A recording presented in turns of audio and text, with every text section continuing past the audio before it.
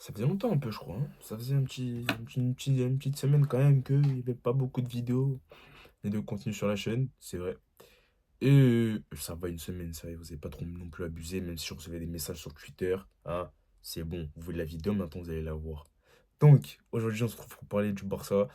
On va parler un peu du mercato sous Hansi Flick, un peu voir ce qui pourrait venir au club, ce qui pourrait aussi partir, mais je sais pas, peut-être on va faire une autre vidéo pour les départs, de ceux que je vois partir. Bref, on va parler un peu plus en détail des arrivées potentielles au FC Barcelone. Donc vous connaissez le dicton, les gars. Allez, on y va.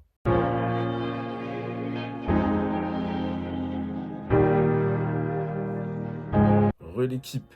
Donc aujourd'hui, du coup, on va parler un peu des recrues, car aujourd'hui, Flick est revenu au club pour travailler avec Deco. Donc potentiellement, on sait comment ça se passe au niveau du Barça.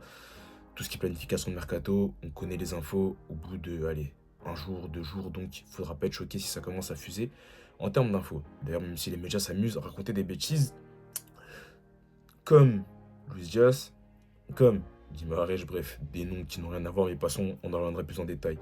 Donc là, dans un premier temps, on va parler un peu de la catégorie des défenseurs. Donc au Barça, du coup, au niveau des défenseurs, je pense qu'il y a il y a deux, trois noms qui sont revenus, donc on va parler plus en détail de ces noms-là. Alors dans un premier temps, on va parler de Cancelo. Alors Cancelo, ça parle de le garder. Selon les médias, Flick souhaite le conserver et approuver sa conservation. Moi, de mon côté, je suis totalement pour, hein. Même si la fin de saison de son côté était bien compliquée. Je ne vais pas cracher sur sa saison en entier, il nous a aidé dans des moments importants, comme les matchs face à Porto ou même sa phase de groupe de Ligue des Champions. Donc en vrai de vrai, c'est un très bon joueur, hein, j'ai pas de doute là-dessus, même s'il a beaucoup de carences défensives. Mais, dans un effectif comme le Barça, et d'autant plus, points importants, quand on connaît la Ligue des Champions qui va arriver, croyez-moi qu'avoir un effectif large, ça va fortement compter. Et je pense que pour le coup, Cancelo, ça fera pas tâche dans l'effectif du Barça. Donc le conserver, je suis totalement pour. Ça va être intéressant, donc ça parle encore d'un prêt payant. Est-ce qu'on mettrait une option d'achat cette fois? Je sais pas. Peut-être que oui, peut-être que non. À voir ce que le club fera. Mais j'espère qu'en tout cas, on l'aura pour l'année prochaine. Ensuite, ça parle du retour de Julian Araujo qui a fait qui a eu un prêt réussi du côté de Las Palmas, qui a fait une bonne saison. Et c'est un joueur que moi j'aime bien, enfin personnellement, c'est un joueur qui a plus un profil défensif, voire complet. Et ça a été confirmé, il sera là pour la pré-saison cet été. Donc Flick, je pense qu'il compte sur lui pour voir un peu ce qu'il va donner et s'il peut lui servir durant la saison. Donc ça va être intéressant d'avoir un peu ça à l'évidence. Et c'est un joueur qui, je pense, a la possibilité d'être dans la rotation du club. Il ne fera pas tâche, comme je dis, comme pour Cancelo, il ne fera pas tâche non plus. Ça peut être intéressant, d'autant plus que Cancelo, tout à l'heure, je ne l'ai pas dit, mais Cancelo peut jouer à gauche et à droite.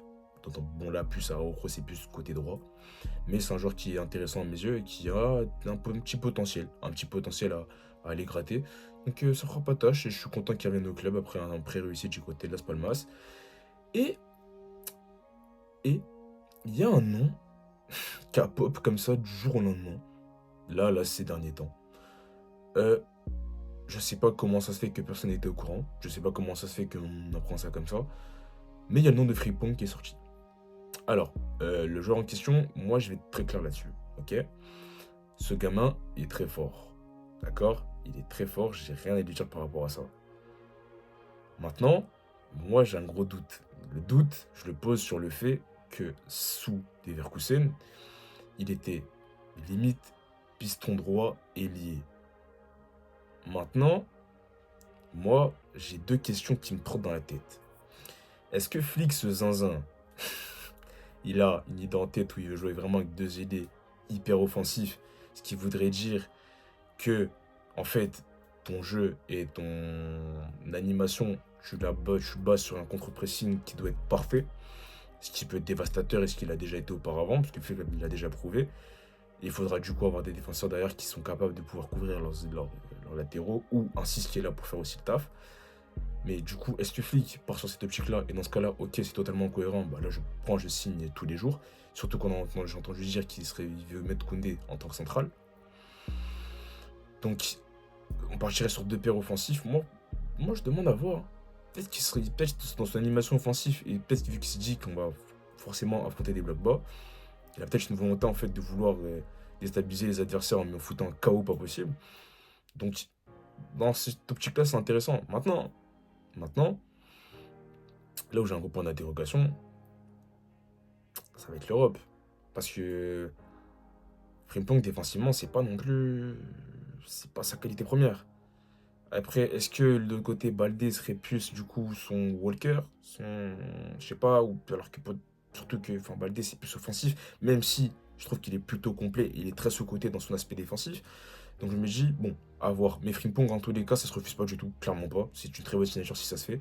Et je crois qu'il y a des offres qui ont déjà été démarrées, donc c'est-à-dire que le club a vraiment volonté de le récupérer, et ça fait plaisir. Enfin, des noms qui font un peu plus, un peu de baume au cœur. On récupère des latéraux qui sont intéressants, qui font pas tâche. Et puis une paire, Lamine Frimpong. Où est-ce que je veux dire, les gars? On est sur un petit côté droit là. Un petit côté droit qui fait un peu plaisir. Mais bon, Flick a l'air de savoir ce qu'il veut faire. Donc s'il veut le recruter, on regardera ce qu'il fera. Et ça donne une petite indication sur ce qui pourrait se passer l'année prochaine, qui pourrait servir de vidéo plus tard, notamment par rapport à la tactique que je vous réserve pour le mois de juillet. Donc ne vous inquiétez pas, on n'y est pas encore. Ensuite, du coup, on parlait des milieux de terrain.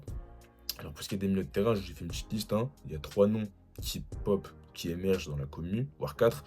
Mais le quatrième, je vais pas trop me prononcer parce que c'est un peu un stand-by où on ne sait pas trop comment ça va se passer. Alors le premier nom, c'est Mikel Merino, qui a été montré comme alternative à Kimmich. Alors Mikel Merino, je vais être très clair là-dessus, et je vais être très clair avec tout le monde. Outre le fait que ce soit en espagnol, je signe tous les jours. Voilà. J'ai pas besoin de parler plus, je signe tous les jours. C'est un joueur hyper complet, il peut servir, il est très très fort en termes de pressing, très pressing haut. C'est un peu un box-to-box, voire un 6-8, enfin bref, quelqu'un qui ne fait pas semblant dans les efforts. Et très sincèrement, avoir un mec comme ça, Barça, c'est peut-être l'un des meilleurs milieux de dégâts, c'est peut-être l'un des seuls mecs sur qui on va mettre des sous au milieu de terrain à la Sociedad avec Zubimendi. Donc moi, Merino, au Barça, ça fera pas tâche, il a clairement sa place en tant que titulaire, donc moi je prends. Tu mets Merino. D'autant plus qu'on sait que dans le système de flic, il n'y a pas de 6 fixe. Il n'y a pas de pivot. C'est plus de mecs 6-8 qui font beaucoup d'efforts, qui ont un gros volume d'intensité, en intensité de course. Donc en vrai, moi, Merino là-dedans, ça coche totalement les cases dans ce que flic demande. Donc en vrai de vrai, pourquoi refuser? Alors que c'est peut-être l'un des meilleurs milieux de Liga, si ce n'est l'un des meilleurs. Parti top 3, top 4 à la limite. Mais bref, en tout cas, je signe tous les jours. Et d'autant plus, ça coûterait pas cher vu qu'il a 1 an à la fin de ce contrat. Donc, on refuse pas, je refuse pas. Non, je refuse pas. Et ça permet du coup d'envoyer sur son compatriote allemand, qui est du coup Kimmich, qui a été mis sur la liste le marché des transferts par le Bayern, qui ne compte plus sur lui, enfin, d'après ce que les médias disent. Moi, sur Kimmich, j'ai un avis qui va être contradictoire. Moi, euh, je pense que s'il vient au Barça, ça ne me choquerait pas que Flick l'utilise en tant que latéral droit. Tout le monde parle de lui en 6, mais moi je pense sincèrement que ça ne me choquerait pas qu'on le teste en tant que latéral droit. Mais en tout cas, Kimmich au Barça, je pense que j'ai pas besoin de me prononcer. Alors oui, certains diront c'est pas un 6, etc., etc. Mais comme j'ai dit tout à l'heure, Flick, il ne joue pas avec un 6 fixe. Donc en vrai, les débats du 6, en vrai, il faudra peut-être cesser là-dessus. Maintenant, Kimmich au Barça, je prends tous les jours. Même si, au niveau caractériel, j'ai un gros point d'interrogation, parce que c'est quelqu'un qui a un très très très très gros caractère, mais vraiment un gros caractère, et des fois il peut faire chier son monde. Maintenant, en termes de joueur, j'ai rien à lui apprendre. C'est Kimmich, et Kimmich qui revient avec l'un de ses coachs qui l'a fait gagner une sextuplée, ça peut faire des dégâts, et je pense qu'au Barça, on a besoin aussi de mecs qui ont une mentalité de la gagne, des mecs qui ont soif de victoire et de titre. Et Kimmich, ça coche les cases. Donc concrètement, moi je le prends tous les jours, sans hésiter, dans le même cas que Merino.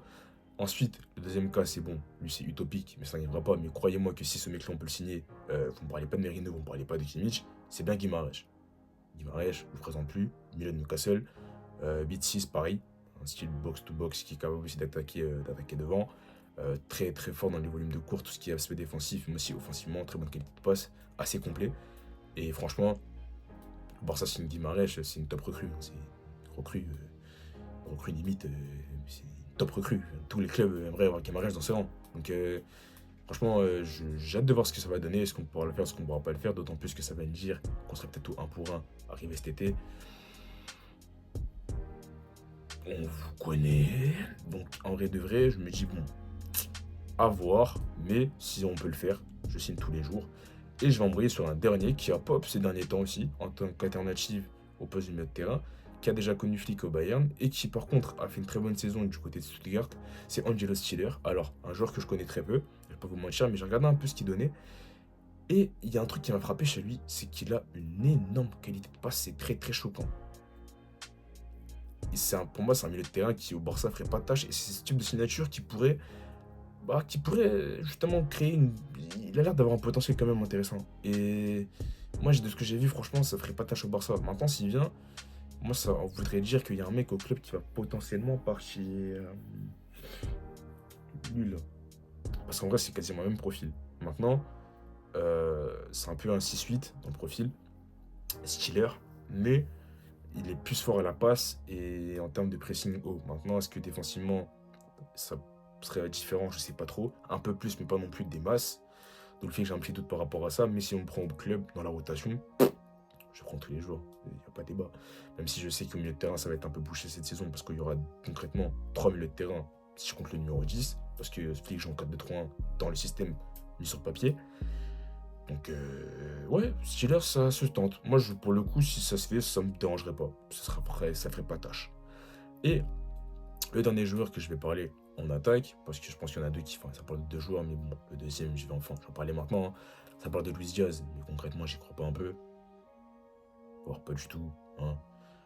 Ça va être quoi, 100 millions, 90 millions, on n'a pas les sous pour ça, donc lâchez ça, même si très bon joueur et que je prendrai tous les jours, mais on n'a pas les sous, donc oubliez. Et ça parle de Nico Williams, et ce mec-là, je pense sincèrement que c'est un prospect très très sous-coté, parce qu'il a une capacité pour foutre un KO, c'est choquant. Et la paire Lamine Nico en sélection, ceux qui regardent les matchs, vous savez ce que ça donne, elle fait très très mal. Les défenses les défenses ont du mal avec les deux. Et j'ai hâte de voir ce que ça va donner à l'Euro. Parce que je pense que concrètement, on sait que le Barça veut le recruter, et lui aussi veut venir au club. Donc ça ne me choquerait pas qu'il vienne cet été. C'est peut-être l'un des profils aussi qui pourrait nous intéresser. Maintenant, ne vous l'aurez pas, on ne pourra pas péter sa clause. Ce qui fait qu'on va forcément payer plus cher. Et on va le recruter à les 70 millions, je pense. Et je pense en vrai de vrai, il les mérite. Vu du marché actuel, dans tous les cas des ailiers, qui est très pauvre. Nico Williams à ce prix-là, ça se refuse pas. Et d'autant plus quand on connaît le système de flic, j'aime bien jouer avec deux ailiers qui collent la ligne et qui foutent un bordel pas possible. Bah, ça ferait pas tâche. Donc en vrai de vrai, je pense que ça serait l'un des mercatos du Barça. Donc là, je vous ai proposé tous les noms qui seraient potentiellement Barça compatibles et qui pourraient signer au club. Maintenant, est-ce qu'on en fera 2 voire 3 sur la liste? Je vous espérais. Est-ce qu'on n'en fera pas? C'est possible aussi. Tout dépend du club, on connaît notre Barça. Mais j'espère du coup qu'on fera un mercato assez intéressant pour pouvoir rivaliser avec le rival qui va faire notamment l'arrivée d'Mbappé, qui vient de le faire, pardon, et peut-être une potentielle arrivée de Davis, à voir ce que ça va donner. Mais en tout cas, j'ai hâte d'être la saison prochaine, pardon, qui me hype fortement. Mais du coup, ça me permet du coup de vous dire que c'est la fin de la vidéo. J'espère que vous aura plu. On se retrouve du coup très prochainement, par contre, cette fois, pour parler d'un petit concept où on va parler des départs des joueurs du Barça, ce qui pourrait être intéressant, notamment peut-être des avis controversés, on verra. Et voilà, en tout cas, j'espère que la vidéo vous aura plu. N'hésitez pas à liker la vidéo. En tout cas, c'était Ahmed. Peace.